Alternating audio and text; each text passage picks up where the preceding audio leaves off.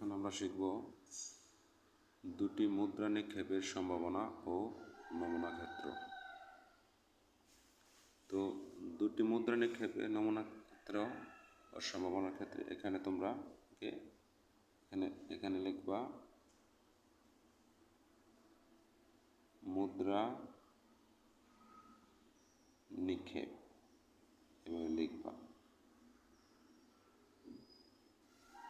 মুদ্রা নিক্ষেপ।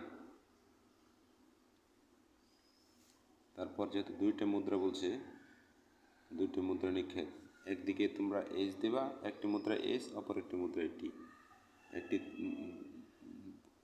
এই যে একটি মুদ্রা এস, এভাবে লিখবা, একটিতে এস, একদিকে এস দেবা, একদিকে কি দেবা, টি, এভাবে লিখবা। দুটি মুদ্রা যেহেতু বলছে, প্রতিবার নিক্ষেপে দুইটি করে মুদ্রা আসবে।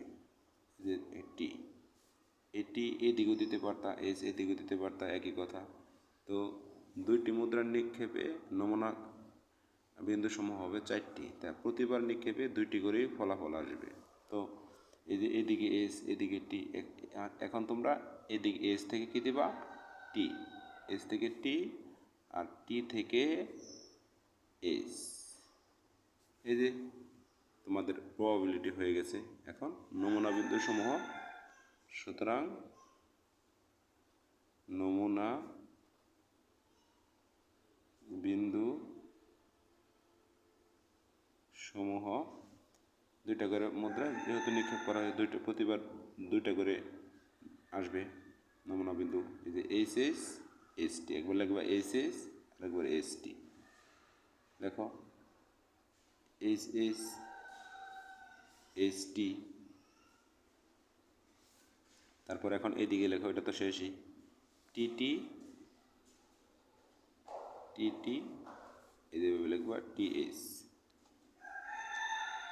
টিএস। এটা হচ্ছে এগুলো হচ্ছে নমুনা বিন্দু সমূহ দুইটি মুদ্রা নিক্ষেপে সম্ভাবনা।